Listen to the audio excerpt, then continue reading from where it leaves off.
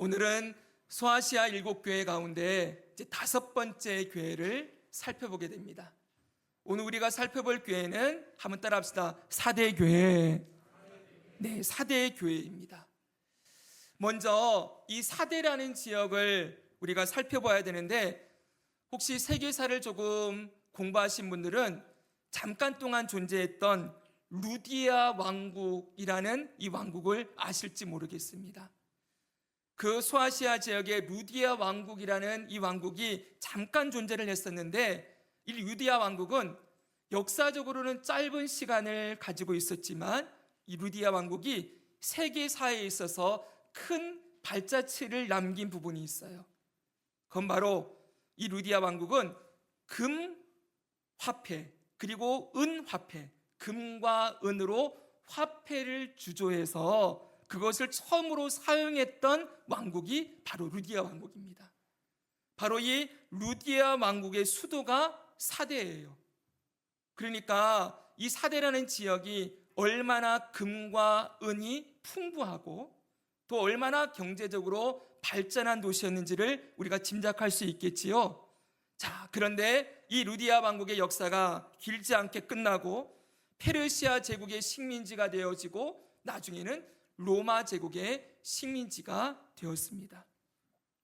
그러면 이 사대 지역에 세워진 이 사대교회, 이 사대교회는 어떤 교회라고 예수님 말씀하십니까? 우리 1절 말씀을 같이 한번 읽겠습니다. 1절 시작. 사대교회의 사자에게 편지하라. 하나님의 7영과 7별을 가지신 이가 이르시되 내가 내 행위를 아노니 내가 살았다 하는 이름은 가졌으나 죽은 자로다. 아멘. 자, 보십시오. 교회의 머리 대신 예수님께서 이 사대교회를 향하여 말씀을 하시는데, 지금까지 우리가 봐왔던 교회들은 보통 칭찬이 있고 또 책망이 함께 있었지만 이 사대교회는 칭찬이 나오지 않습니다. 바로 책망으로 바로 시작되어집니다. 한번 생각해 보십시오. 지금까지 교회 가운데 에베소 교회는 칭찬과 책망이 함께 있었습니다. 그리고 서머나 교회는 책망이 없이 칭찬만 있었지요.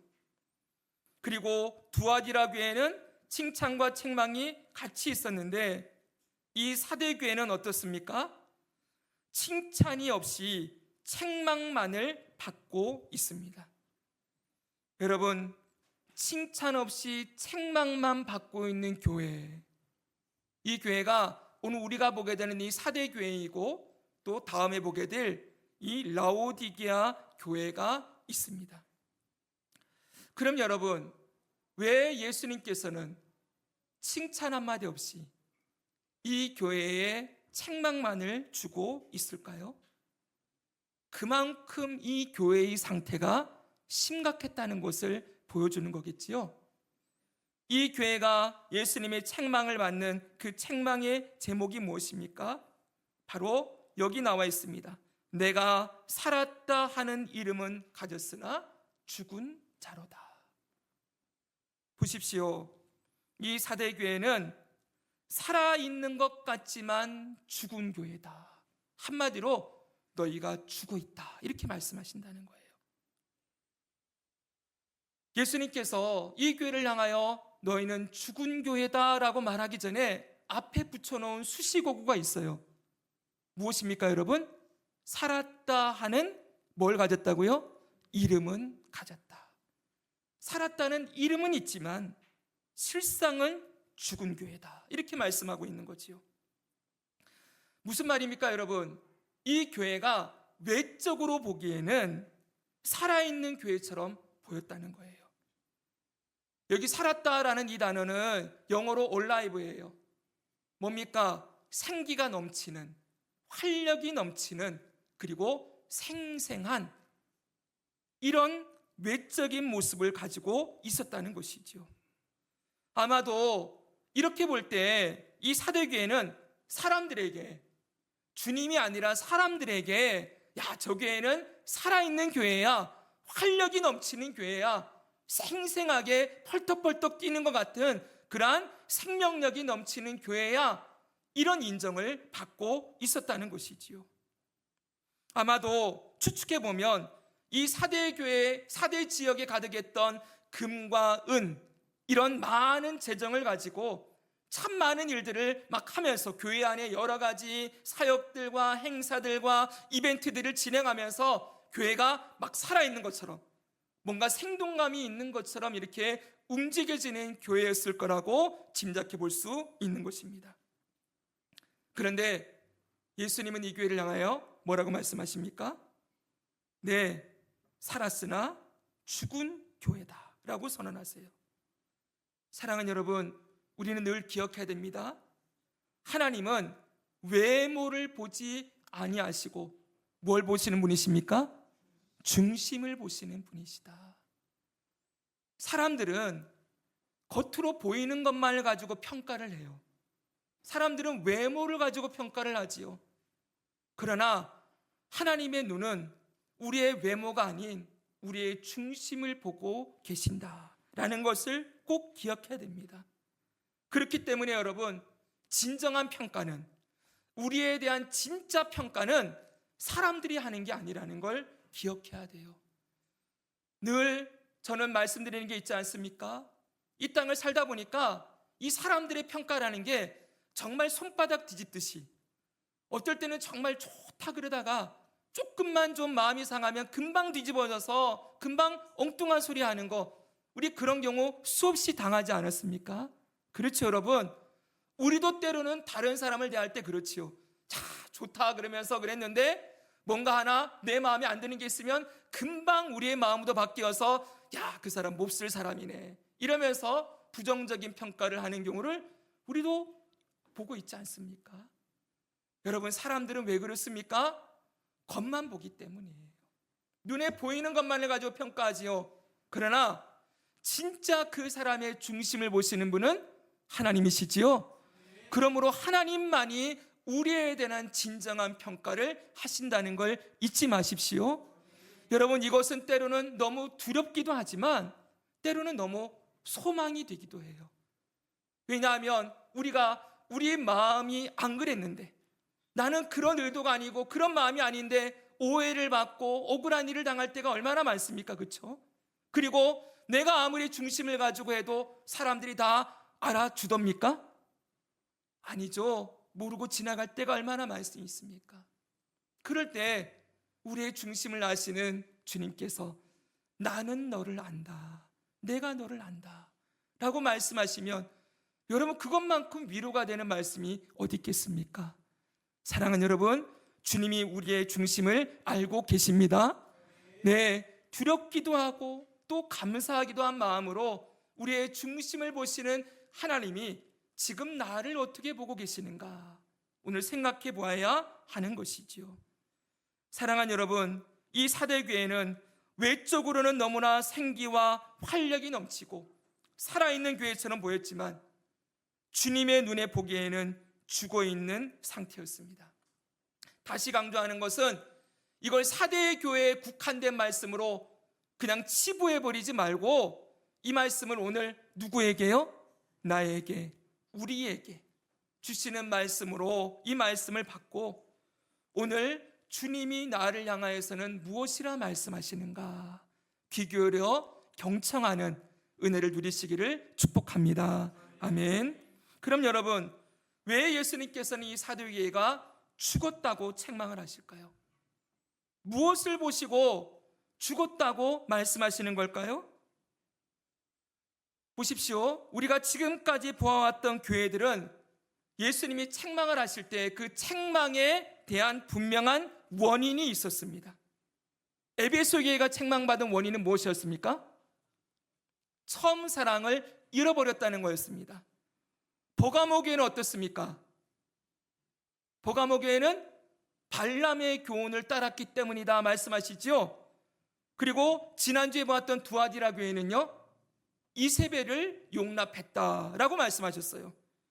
그럼 지금 이 사대교회는 그 책망받을 원인이 나옵니까?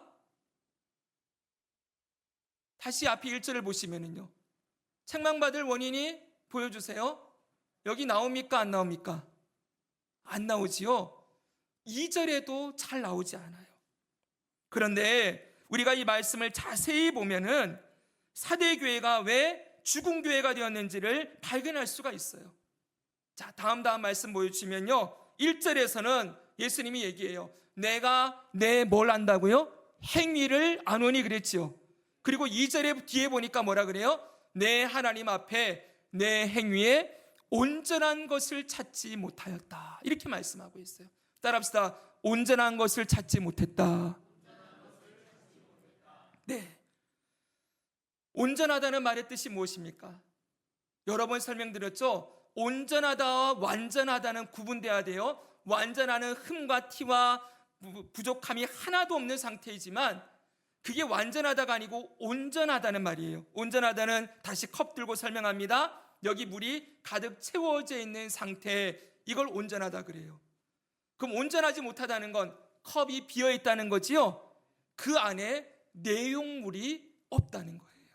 비어 있다는 것이죠. 이거 우린 다른 말로 하면 결핍되어 있다, 이렇게도 말할 수가 있습니다. 무엇에 뭐가 결핍되어 있습니까? 행위에, 그들의 행위에 내용물이 없다. 이것이 바로 사대교회가 죽은 결정적인 원인이었다고 말씀하고 있는 것이지요. 사랑하는 여러분, 우리는 늘 우리 신앙생활의 핵심이 믿음과 행위, 이 두 개 같이 가야 된다는 것을 늘 들어왔습니다. 예수님을 믿는다면 그에 합당한 뭐가 나와야 돼요? 행위가 나와야 되지요. 행위가 없는 믿음은 어떤 믿음이라고요? 죽은 믿음이다, 분명히 말씀하지요. 분명한 건 우리는 구원은 행위로 얻는 것은 절대 아닙니다. 그러나 구원받은 자에게는 반드시 그 구원받은 믿음에 합당한 행위가 나오게 되어 있습니다. 우리는 이 행위를 성화의 열매, 의의 열매, 이렇게 부르지요. 열매가 나와야 돼요. 보십시오. 이 사대교회는 뭐가 있습니까? 행위가 있어요. 뭔가 열매들이 막 풍성한 것처럼 보이고 있는 거예요. 그래서 사람들이 보기에 살아있고 활력이 넘치는 것처럼 보입니다. 그런데 이 행위에 뭐가 없다고요? 온전한 것이 없다. 한마디로 이거를 우리나라 속담처럼 얘기하면 뭐라고 얘기할 수 있을까요? 안고 없는 찐빵, 속빈 강정, 유명무실한 상태, 이렇게 표현할 수 있을 것입니다. 그럼 여러분, 이들의 행위에 지금 빠져 있는 게 뭘까요? 행위에 채워져 있어야 될 것이 없는 거잖아요, 그렇죠? 그럼 그들의 행위에 뭐가 빠져 있는 걸까요? 한번 얘기해 보십시오. 뭐가 빠져 있죠? 지금 본문에는 뭐가 빠져 있다라고 정확하게 그 단어는 나오지 않습니다, 그렇죠? 자, 뭐가 빠져 있을까요? 사랑, 좋습니다. 또요? 네, 믿음, 좋습니다. 네, 말씀, 여러 가지가 있을 수 있겠지요. 네, 그래서 여러 목사님들 설교를 보면은요, 여기에 뭐가 빠져 있을까 했을 때 생명이 빠져 있다, 이렇게 말씀하시는 것도 들을 수가 있을 거예요. 왜냐하면 죽어 있으니까, 살아있지 않고 생명력을 잃어버린 상태다, 이렇게도 얘기하기도 하고요. 또 말씀하신 그대로 믿음이 빠져 있다라고 얘기하기도 해요. 근데 저는 우리 조집사님이 얘기한 것처럼 이 안에, 여러분, 우리 모든 행위는 무엇에 근거합니까? 여러분, 행위라고 했을 때 우리가 지키고 순종해야 될 계명이라고 볼 수 있겠죠? 이 계명을 지키는 것의 핵심이 뭐예요? 하나님 사랑과 이웃 사랑이지 않습니까? 그렇죠, 여러분? 네, 저는 그래서 이 사대교회에 빠져 있는 것을 하나님을 사랑함과 이웃을 사랑함이 빠져 있는 상태라고 해석을 하고 오늘 말씀을 여러분께 전하고 있습니다. 보십시오, 여러분. 우리의 모든 행위는 그 근거, 기초가 뭐가 되어야 됩니까? 오늘 묻겠습니다. 우리의 예배 지금 왜 드리고 있습니까? 하나님 사랑하기 때문이에요. 동의하십니까? 아멘이죠? 우리 찬양, 우리의 이 시간과 재능과 소유와 물질을 다 드리는 이 헌신, 이 섬김, 여기 안에 기초는 다른 이유가 될 수 없어요. 하나님이 우리를 사랑하셨기 때문에 우리도 하나님 사랑함으로 이 자리에 나와 있는 것입니다. 우리의 예배가 하나님께 뭘 받아내기 위한 게 아니지요. 그건 나중의 일이에요. 하나님이 우리의 예배를 기쁘게 받으시고 은혜도 주시고 기쁨도 주시고 위로도 주시고, 또 우리 오늘 박 집사님 기도한 것처럼 우리의 문제와 아픔들을 만져주시고 새롭게 하시는 은혜를 주시죠, 여러분. 근데 그건 다음이고요. 우리가 왜 예배하냐 그랬을 때 우리가 하나님께 사랑을 받았기 때문에, 하나님 사랑해서 이 자리에 나와 있는 것이고 오늘 예배 드리고 있음을 믿습니다. 우리의 예배의 근거는 하나님 사랑이지요. 여러분, 우리의 교제와 이웃을 섬김의 기초도 뭐가 되어야 됩니까? 네, 주님이 우리를 사랑한 것 같이 너희도 서로 사랑하라. 주님의 사랑을 받았기 때문에 거저 받았으니 거저 주는 것이 우리가 다른 이웃을 향한 섬김과 희생과 헌신과 봉사의 기초가 되어야 되지요. 그러니까 기독교인에게 이 사랑이라는 가치를 빼고는 아무것도 얘기할 수가 없어요. 그런데 지금 이들의 이 열정적인, 뭔가 활력 있는 것 같은 이 수많은 사역들과 그들의 일함과 봉사와 섬김에 뭐가 빠져 있다고요? 사랑이 빠져 있는 상태다라고 말씀하는 것이죠. 여러분, 하나님을 향한 예배에 반드시 있어야 될 것이 있습니다. 시편 69편 30편 31절을 같이 한번 읽겠습니다. 시작. 내가 노래로 하나님의 이름을 찬송하며 감사함으로 하나님을 위대하시다 하리니 이것이 속옷 뿔과 굽이 있는 황소를 드림보다 여호와를 더욱 기쁘시기에 함이 될 것이라. 아멘. 황소를 드림보다 하나님이 더욱 기뻐하는 게 있대요. 뭐라고 말씀합니까? 노래로 하나님의 이름을 찬송하며 감사함으로 하나님의 이름을 높여드리는 거, 그게 황소 한 마리 드리는 것보다 하나님 더 기쁘시게 한대요. 하나님은 오늘도 우리의 중심을 받기를 원하십니다. 아멘. 여러분, 이웃을 향한 섬김에도 마찬가지지요. 여러분, 에베소서 4장 15절을 읽겠습니다. 오직, 같이 읽습니다. 시작. 오직 사랑 안에서 참된 것을 하여 범사에 그에게까지 자랄지라. 그는 머리니 곧 그리스도라. 아멘. 성도는 사랑으로 참된 것을 하는 사람이다, 이렇게 말씀하고 있어요. 교회 공동체 안에서 또 우리 교회 공동체가 이웃을 향해 사랑과 섬김을 행하는 이유는 무엇입니까? 그 한 영혼을 천하보다 귀하게 여기는 그 아버지의 사랑을 알아서 그 사랑으로 섬기고 참된 것을 하며 나아가는 것이다. 성경은 분명하게 이 사랑으로 행함에 대한 가치를 가르쳐주고 있는 것입니다. 그런데 여러분, 이 사대교회는 지금 이 사랑을 잃어버렸다는 거예요. 근데 이 사랑을 잃어버린 교회가 사대교회만이 아니죠. 우리 앞에서 어느 교회 봤습니까? 에베소 교회 봤지 않습니까? 근데 에베소 교회와 사대교회는 조금 차이가 있어요. 에베소 교회는 처음 사랑을 잃어버린 이유가 뭡니까? 진리를 수호하기 위해서였습니다. 이들은 한마디로 그 당시에 가득했던 거짓 교훈들과 거짓 가르침들을 끊어내려고 하니까, 한마디로 진리를 수호하려고 하다 보니까 너무 교회가 딱딱해지는 거예요. 경직해지는 거예요. 옳고 그름만 따지고, 그리고 진리와 교리만을 너무 강조하다 보니까 다른 영혼들을 포용하고 수용하는 게 약해졌던 교회가 에베소 교회였지요. 그런데 이 사대교회는 조금 달라요. 이 교회는 뭔가 많은 일을 막 하고 있어요. 교회가 경직돼 있지 않고 생생하다니까요. 살아있고 활력 있는 것처럼 보인다니까요. 그런데 그 안에 뭐가 빠져 있는 거예요? 하나님 사랑과 이웃 사랑이 빠져 있다는 것이지요. 여러분, 이렇게 볼 때 우리는 어디에 해당되는 쪽입니까?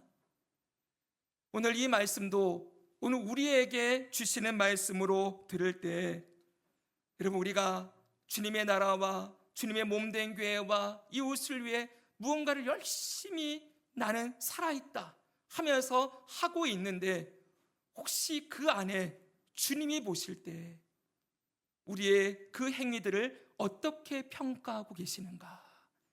이것을 오늘 우리는 생각해 보아야 하는 것이지요. 그럼 여러분, 왜 이 사대교회에 그 행위에 온전한 것이 빠져 있을까요? 왜 이렇게 됐을까요? 이 교회도 처음부터 이러진 않았겠죠, 그렇죠? 네, 정말 중요한 건 이 교회에 열심이 있다는 거예요. 주를 향한 열심이 있어요. 이웃을 향한 열심이 있다니까요. 근데 이게 어느 순간 그 속이 점점 비어져 가고 사랑이 없는 행위만, 껍데기만 남게 되었는데 왜 이렇게 되었냐는 것입니다. 이 이유에 대해서는 오늘 성경은 우리에게 가르쳐 주지 않아요. 그냥 결과만 보여주고 있어요. 그러나 제가 자료들을 찾아보고 어떤 목사님의 글을 봤더니 두 가지로 설명하더라고요. 이게 참 인상 깊은 것이어서 그 목사님 말씀하신 내용을 가져와서 여러분들에게 말씀을 드립니다. 그 목사님은 이 사대교회의 행위에 온전한 것이 빠진 이유를 두 가지로 설명했어요. 첫째는 제도와 습관에 갇혀버렸기 때문이다. 두 번째는 살았다 하는 이름에 갇혀버렸기 때문이다. 이렇게 설명을 했어요. 보십시오, 여러분. 제도와 습관에 갇혔다는 건 무엇입니까? 처음에는 주님을 향하여서 또 이웃을 향하여서 많은 일들을 막 기쁨으로 감당해요. 막 열심히 감당해 가다가 이제 일들이 점점 확장되고 커지게 될 거 아닙니까? 그러면 뭐가 필요해요? 사람들도 불러 모아야 되겠죠. 나 혼자 못하니까. 그럼 여러 사람이 함께하게 되어져요. 그럼 그 다음에 필연적으로 나오는 게 뭐겠습니까? 조직이 구성돼야 되는 거지요. 역할 분담이 이루어지고 각자의 그 맡은 바 자리들을 잘 정해주고 그 다음에 체계적으로 질서를 갖춘 가운데에서 이 주의 일을 행하는 것들이 계속 발전되어 나가겠지요. 그렇죠? 예, 이해되고 계시죠? 네, 그렇게 가기 시작하면서부터 어떻게 되기 시작하는 거예요? 조금 더 그 조직과 체계 안에 갇히게 되어지는 거예요. 물론 일은 더 많이 하는 것 같고 더 뭔가 잘 풍성하게 이 열매들이 나타나는 것처럼 보이지만 이제는 나의 역할이 딱 고정되어지고 그 일을 하다 보면은 거기에 고착화되어지고 그 일이 습관으로 의무로 이렇게 되어버리는 일들이 일어나기 시작한다는 것입니다. 그렇게 지나가다 보면 처음에는 막 내 마음을 다해서 내가 하고자 하는 열정을 다해서 했는데 이제는 내 마음대로 못하잖아요. 그렇죠? 예, 체계 안에서 뭔가를 해야 되잖아요. 협력해야 되죠. 그렇죠? 그렇게 하다 보면은 점점 더 사랑과 기쁨과 열정이 사그라들고 그냥 맡은 일만 습관적으로 하게 되는 현상이 나타나게 되었을 것이다. 이렇게 말하고 있는 거예요. 자, 충분히 우리가 동의할 만한 내용이 들어있죠, 여러분? 또 하나는 살았다는 이름 때문이라는 거예요. 이건 무엇입니까?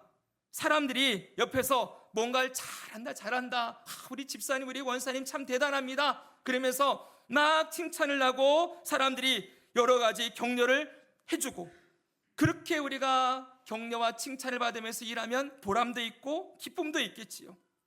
그런데 그것에 우리가 어느 순간 도취되기 시작하는 거예요.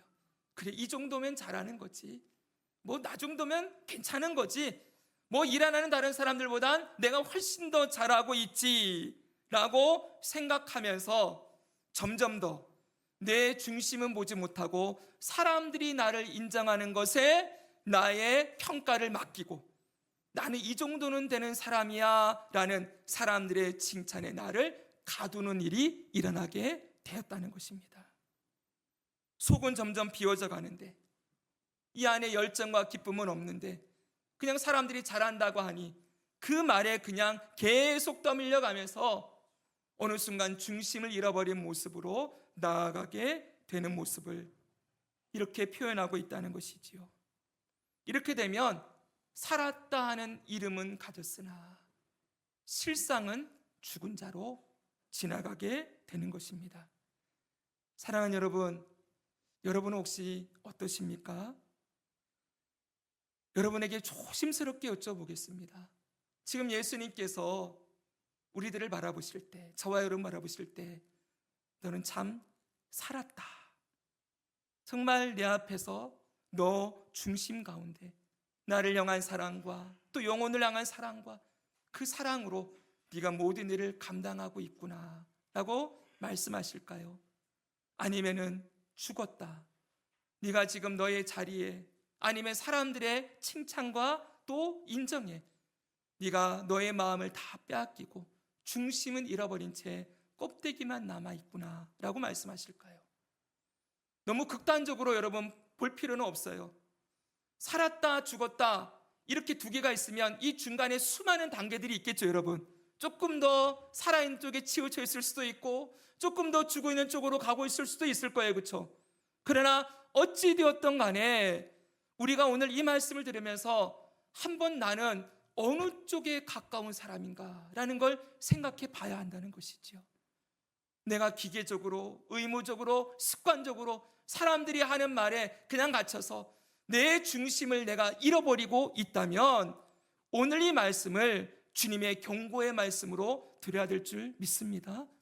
근데 내가 이런 것들을 늘 배제시키고 주님 앞에서 주여 저는 가난한 자입니다, 주여 저는 아무것도 아닙니다, 오직 주님이 나를 통해 일하시고 계심을 믿습니다, 주님 사랑함으로 더 열정을 가지고 섬기게 해주세요, 주님 앞에 그렇게 여러분의 심령이 펄떡펄떡 살아있다고 한다면 여러분 그 마음을 놓치지 않기를 주 예수님의 이름으로 축복합니다. 사랑하는 여러분, 중요한 건 주님 앞에 서서 나를 돌아봐야 된다는 거예요. 사도 요한이 우리 저번에 들었던, 초반에 들었던 말씀, 예수님께서 자신에게 말씀하시는 것을 어떻게 할 때요? 몸을 돌이켜서 말씀하시는 분을 바라볼 때, 그때 그의 눈이 띄어지고 주님이 말씀하시는 말을 듣고 주님 앞으로 돌아갈 수 있지 않았습니까? 여러분, 우리 삶에 주님께로 돌이켜보는 시간이 반드시 필요해요. 여러분, 신앙생활은 앞만 보고 달리는 것이 절대 아닙니다. 세상의 일들은 사람들이 그래요. 과거는 잊어버리고 자꾸 앞만 봐라, 네가 가야 할 목표만 향해서 달려가라, 자꾸 왜 뒤돌아보냐, 멈추지 말고 달려라라고 얘기하지만 신앙생활은 절대 아니에요. 요즘 창세기 출애굽기 말씀을 새벽에 보고 있는데 이스라엘 역사 가운데 가장 중요한 사건은 출애굽 사건이잖아요. 그렇죠 여러분? 홍해를 가르시고 애굽의 군대를 그 홍해에 수장시키시고 애굽의 10가지 재앙을 내리시고 만나와 메추라기를 먹으시고 반석에서 물을 내시는 하나님, 그 출애굽 사건, 그 사건은 이스라엘의 역사에 계속해서 한 번도 빠지지 않고 계속 등장을 해요.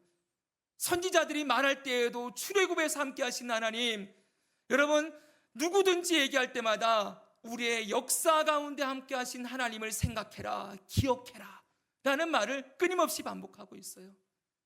사랑하는 여러분, 돌아보아야 합니다.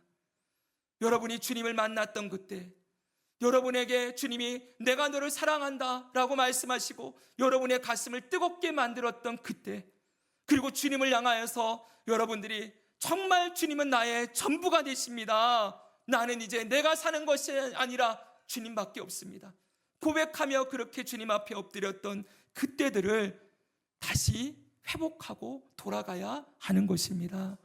사랑하는 여러분, 지금 여기 우리가 와 있는 것은 오직 주님의 은혜임을 믿습니다. 우리 힘으로 여기까지 오지 못했어요. 여러분이 가정을 이룬 것도, 여러분이 지금 자리를 어떤 위치에 올라간 것도 내 힘으로 내 노력으로 한 것 같지만 우리가 정말 그리스도인이라면 내가 아니라 주님이 해주셨다는 거 인정할 수밖에 없지요. 사랑하는 여러분, 그 주님이 함께 하신 은혜를 기억하고 그 주님을 사랑하고 영혼을 사랑하며 중심을 잃지 않는 예배, 중심을 잃지 않는 헌신으로 다시 일어서기를 주 예수님의 이름으로 축복합니다. 사랑하는 여러분, 그럼 마지막으로 우리가 이렇게 점점 더 생명을 잃어버리고 있다면, 살았다는 이름만 가졌으나 죽은 자의 모습으로 점점 기울어지고 있다면 여러분 어떻게 해야 되겠습니까? 다시 우리가 회복할 수 있는 길이 무엇일까요? 그것은 예수님께서 이 사대교회에 이렇게 말씀하신 것을 우리는 함께 들어야 합니다. 우리 2절과 3절을 같이 읽겠습니다. 너는 읽게요. 시작.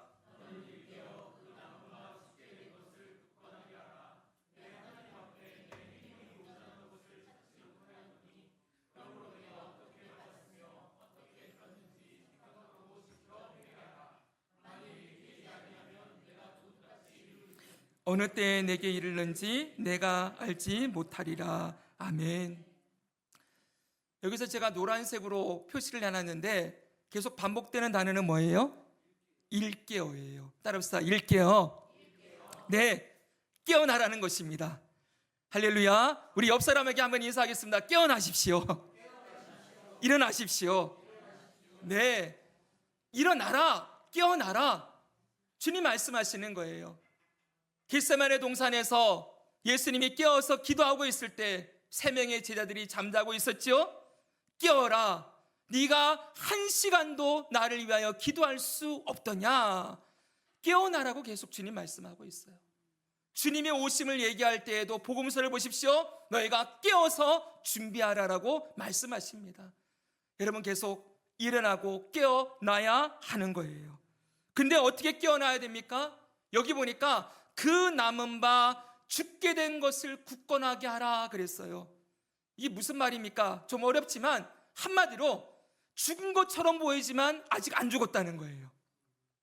죽은 것처럼 보였지만 아직 그 안에 살아있는 것이 있다고 말씀하시는 거예요. 그 살아있는 것을 붙들고 일어나라는 거예요. 따라합시다. 살아있는 것을 붙들고 일어나라. 그러면 여러분 그 안에 살아있는 게 뭘까요, 여러분? 그 안에 남아있는 게 뭐예요? 이건 성령 하나님의 역사입니다. 성령 하나님의 역사. 왜 갑자기 성령 하나님이 갑자기 나오느냐? 그럴지 모르는데 여러분 1절에 예수님이 자신의 모습을 이렇게 설명하고 있어요. 1절을 가봅시다. 같이 읽습니다. 시작. 사대교회의 사자에게 편지하라. 하나님의 7영과 7뼈를 가지신 이가 이르시되. 아멘. 시간 관계상 우리가 지금까지 요한계시록 이 소아시아 교회에 대한 말씀을 보면서 그 교회에 등장하신 예수님이 자신을 설명하는 내용이 다 있었어요. 근데 그걸 다 설명하지 못했거든요. 근데 예수님이 그 교회에 자신의 모습을 보여주실 때 등장하는 이 말씀은 그 교회에 꼭 필요한 모습으로 예수님이 등장하시는 것을 볼 수가 있어요. 지금 사대교회는 예수님이 어떤 분으로 등장을 해요? 하나님의 7영과 7별을 가지신 이로 예수님이 등장합니다. 여기 7영은 한마디로 성령님이에요. 예. 다른 곳에 보면 7영이 성령님으로 등장하거든요. 자, 예수님께서는 성령님을 인도하시고 성령의 역사로 우리의 삶을 붙드시는 분이라는 걸 가르쳐 주고 있는 거예요. 사랑하는 여러분, 성도는 죽은 것 같지만 결코 죽어 있는 존재가 아닙니다. 왜냐하면 우리 안에 보내주신 임마누엘 성령님이 계시기 때문입니다. 성령님이 살아있는 한 우리는 죽지 않고 완전히 멸망하지 아니하고 끝까지 믿음을 지키고 승리하도록 도와주십니다. 그런데 여러분, 성령님이 역사하실 때 우리가 자꾸 성령의 말을 무시하고 성령의 말씀하심을 깨우침을 우리가 무시하고 외면하면은 어느 길로 자꾸 나가는 거예요? 죽는 길로 나가는 거예요. 우리의 영혼이 죽고 우리의 삶이 죽고 우리의 신앙이 약해지고 자꾸 무너지는 쪽으로 나가게 되는 거죠. 사랑하는 여러분, 여러분 안에 성령님이 일깨우시는 때가 있으시지 않습니까? 이렇게 있으면 안 되는데, 내가 다시 예배를 회복해야 되는데, 내가 다시 기도의 자리로 나아가야 되는데, 참 내가 예전에 생각하면 지금 너무 많이 무너져 있구나. 여러분 그런 거 느끼실 때 있으십니까? 네, 그 여러분 속에서 나오는 게 아니에요. 누가 역사하시는 거예요? 성령님이 역사하시는 거예요. 사랑하는 내 아들아, 사랑하는 내 딸아, 일어나야 된다. 이제 끝까지 가고 있다. 한계에 가고 있다. 너 조금 더 가면은 너무 무너지게 되니까 여기서 멈추고 다시 내게로 돌아와라. 그러면 끊임없이 예수님은 성령님을 통하여 우리를 일깨우시는 분이십니다. 그분이 일깨우실 때 무시하고, 아니요 성령님 조금 더 있다가요, 지금은 힘이 없어요, 지금은 여건이 안 되잖아요, 지금은 그거 할 때가 아니잖아요, 이거부터 해결해야 되잖아요. 성령님께서 우리의 마음을 깨우실 때 계속해서 미루고 멈춰버리고 여러분 외면하고 그렇게 지나가면 여러분도 모르는 사이에 훌쩍 저 죽었다 하는 쪽으로 훨씬 더 치우쳐 있을 거예요. 그리고 나중에는, 처음에는 여러분 항상 그래요. 죄책감이 좀 느껴지거든요. 내가 이러면 안 되는데 하다가 나중에는 짜증이 나기 시작해요. 내가 이렇게 힘든데 뭐 잘 거 하라고 그러세요. 내가 이렇게 지금 힘들어 죽겠는데 뭘 더 해야 됩니까? 이러면서 화가 내다가 나중에는 아예 무시해버리는 거예요. 무시해버리고 그냥 내가 죽어있는 상태로 흘러가고 있는데 아무 소리도 안 들리고 아무런 감각도 없어지고 그렇게 그냥 죽어있는 것 같은 상태로 떠밀려 내려가는 모습을 보게 될 것입니다. 사랑하는 여러분, 지금 주님이 여러분을 깨우고 계십니까? 그 말씀에 순종하십시오. 여러분 너무 떠밀려서 이제는 목사님 말씀하는 거나 성경 말씀 이런 거 들으면 막 짜증이 나십니까? 그럼 여러분 심각한 상태입니다. 그만큼 우리의 마음이 굳어져 있다는 거예요. 더 이상 주님이 말씀하셔도 듣고 싶지 않은 상태가 되어 있다고 한다면 그건 정말 두려운 상태입니다. 그런 상태라면 두려워하시기 바랍니다. 주의 말씀의 엄중함을 여러분 들으시고 그 자리에서 일어서기를 축복합니다. 사랑하는 여러분, 오늘 우리는 일깨어서 다시 한번 주님의 말씀 앞에, 하심 앞에서 일어나야 된다는 말씀을 들었습니다. 사랑하는 여러분, 이 사대교회는 살았다 하나 죽은 자로 주님이 그 행위를 보시고 온전한 것이 없다라고 말씀하십니다. 오늘 우리를 어떻게 보고 계실까요? 다시 성령의 인도하심을 따라 일깨어서 하나님 사랑과 이웃 사랑으로 우리의 예배와 우리의 섬김과 헌신과 봉사에 사랑으로 충만하게 되어지고 그 모든 자리에 주님의 영광과 생명이 나타나는 복된 삶을 살아가시기를 우리 주 예수님의 이름으로 축복합니다.